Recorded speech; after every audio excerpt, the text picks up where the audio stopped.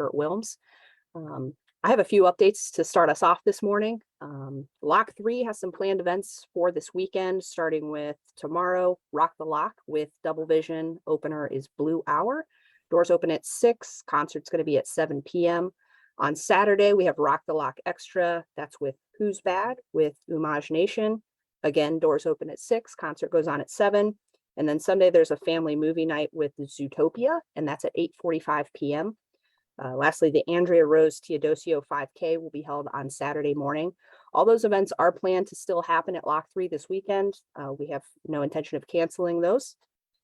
There's no update to the curfew at this time. We are actively reviewing the need for that, and we'll update it accordingly. Right now, it is currently still in place from 11 p.m. to 5 a.m., and that's for the downtown footprint only. There's just a couple planned road closures for the downtown footprint as well. Similar to what we've had recently, High Street will be closed, and that's from Bowery to State, and that'll be starting at 5:30 p.m. And those are our updates. Mayor Horrigan, did you want to make a comment? Good morning. Thanks for everybody for joining us today. Let me continue to express my condolences for Jayland Walker and his family, as yesterday was a community day of mourning. And I know the community continues to grieve and continues to mourn. The events have been profoundly shocking to a number across the community. But I've always said, I think the strength of this community is its people. And I continue we'll be able to listen and have part of those difficult conversations and see the part of that real change of how we all get there. So I appreciate everybody that is able to come out and to show that support, not only for the city, but that healing process that we all need to be part of. Steph, thank you. Thanks, Mayor. We were going to go ahead and jump right into questions then from this point. So the first one is going to be from Tara Morgan with News 5. She said, when and why did the city get rid of dash cameras? And what do you think about the calls by Jayland Walker's attorneys to bring those cameras back? Is the city considering that? So I'm not sure actually when we went away from dash cameras. I'm being told it's about 7 years ago. I don't know what the thought process was at the time. Dash cameras definitely have value, as do body cams, and certainly we will have further discussions here in the coming days and weeks about this topic. Yeah, I would only add that I know Councilwoman Tara Mosley has proposed a resolution, and we continue to look at that. The old dash cams were pretty much, you had to have a VCR in your car, and obviously that technology is extremely outmoded. But looking at that seriously, to be able to reinstitute that, and we'll continue to have that discussion to be able to do that, to have dash cams. I know a number of communities have both body-worn cameras and dash cams, and so that'll be obviously a discussion with City Council and our Akron Police Department leadership on the most effective way to be able to deploy them and obviously quickly deploy them. Thanks. The next question is from Hannah Catlett with WOIO. We see data in the city's most recent crime snapshot showing that while crime is down overall in the city this year, in the months leading up to the Walker shooting, APD's use of force incidents were up slightly from last year. Can you explain why and whether there is a specific reason for that? And can you tell us whether more officers have been disciplined for use of force this year than last? Chief? So thank you for that question. I can't give you an explanation of why we're seeing 12 additional incidents of use of force compared to this time last year.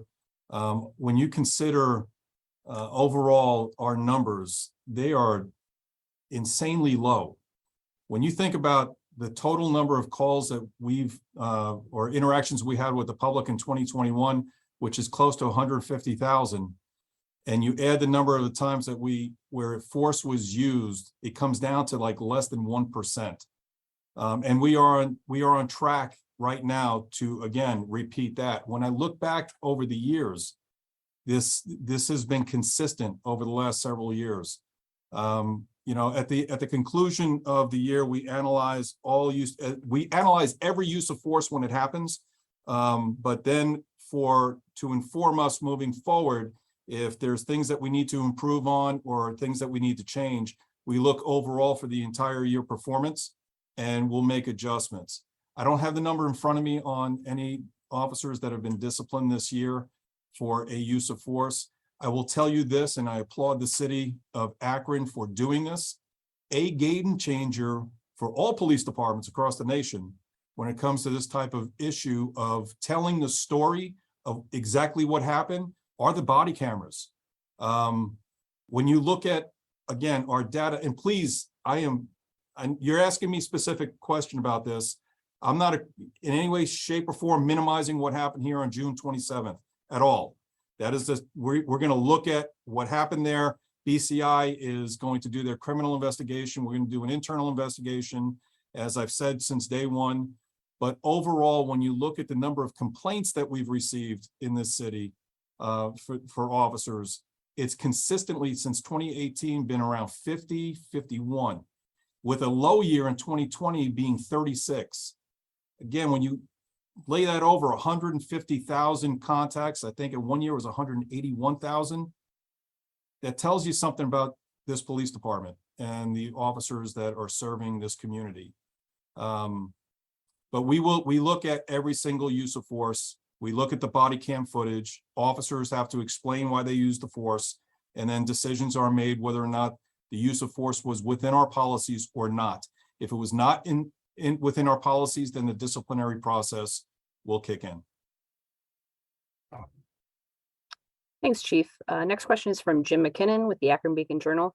People on social media say Akron officers have not been wearing badges identifying their names and other identification. Is this true? And if so, why have officers not been wearing badges? Were officers given instructions not to wear badges? Every officer is wearing a badge. I authorize them to take their name tag off because of the threats that were made against our officers and the bounties that were placed on officers' heads. People were getting their names off of their uniform, getting on social media and elsewhere, going into our Facebook page here on the police department to identify, get a picture, send that picture and that image out into the public. In some instances, they got family photographs and put it out on social media. But because of the threats that were made against our officers, I authorized them to take off their name tag. If they were asked for their identifying information, they were directed to give them their employee number, and that if the person was not satisfied with that, the supervisor would be summoned to the scene and deal with the situation. Thanks, Chief. Next question is from Kaylee Remington with Cleveland.com and the Plain Dealer. When are the names of the police officers involved in the shooting death of Jayland going to be released? I know this is one we've gotten a few times, but I think it's important to address that question. Chief? So that information it's a good question. I was under the impression at the conclusion of the grand jury's findings that the Attorney General's office would release that. I have been challenged with that answer, so we're trying to get a clear direction from the Attorney General's office. I am not releasing their names. Again, I've been very clear on this. Our officers have been threatened. Akron's officers have been threatened. And when I'm not trying to hide anything or anything like that, but we all, the mayor, myself, the deputy mayor, we have a responsibility to provide a safe and secure place for all people in Akron. We also have that responsibility for our employees. And I believe, based on the threats that have been made against our officers, releasing their names would only increase the level of threats against them. And I'm afraid people, some people may act on those threats. And I'm going to do everything in my power to ensure that doesn't happen. Thanks, Chief. Next one is from Jim McKinnon again. Thank you for the update on the current curfew. Does this mean the public can expect the curfew to remain in place through at least the weekend? Mayor Horgan? Yeah, Jim, that's a daily discussion as we talked about this morning is what that curfew looked like. Obviously, we bumped it up from 10 to 11. We have a number of events that are downtown that work in with that. Obviously, there's a minor league baseball team in town that is on the road right now. And as soon as a final decision it's kind of been day to day as we've worked through that, and we'll continue to look at that. And as soon as we have, the next update, we'll provide that to the press and to the community as soon as we make it. Thanks, Mayor. So this one's from Jim McKinnon again. What is the status of creating a civilian oversight board for the police? What authority would the board have? Would the board have subpoena power? Mayor? I know this was a recommendation from Akron City Council's Reimagining Public Safety. It was also a strong recommendation from President Somerville and my Racial Equity and Social Justice Task Force. As we got the task force report at the end of February, we've looked at a number of models and are working with City Council leadership and City Council to fashion and put that together. I don't have a specific update that says X, X, and S. We are working through and have looked at a number of models, both Cleveland and Columbus, New Orleans, Denver, Louisville, a number of those communities that have police oversight boards, police oversight commissions, and obviously working through some of the details of how many members would be on there and all of those conversations. And, you know, it's a wide array of voices that are going to weigh in. And it's certainly been going in that direction and looking forward to presenting legislation to Akron City Council and getting their thoughts on, you know, this is a community input oversight board and going from there.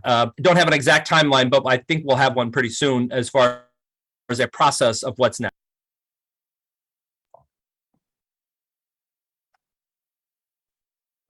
Thanks, Mayor. It looks like that was it for the press questions. I did just want to go to a couple of questions from the public that we've been getting recently, since we don't have any from press right now. There's one regarding the helicopters that have been flying over the city, and if we could confirm if those are Akron Police helicopters or some other organization. Chief, could you address that one? Yeah, the Akron Police Department does not have a helicopter. We had received air support from OSP, and at different times there have been news media that have been flying over the city and capturing images and such, but APD does not have a helicopter, but we did get air support at different times from OSP.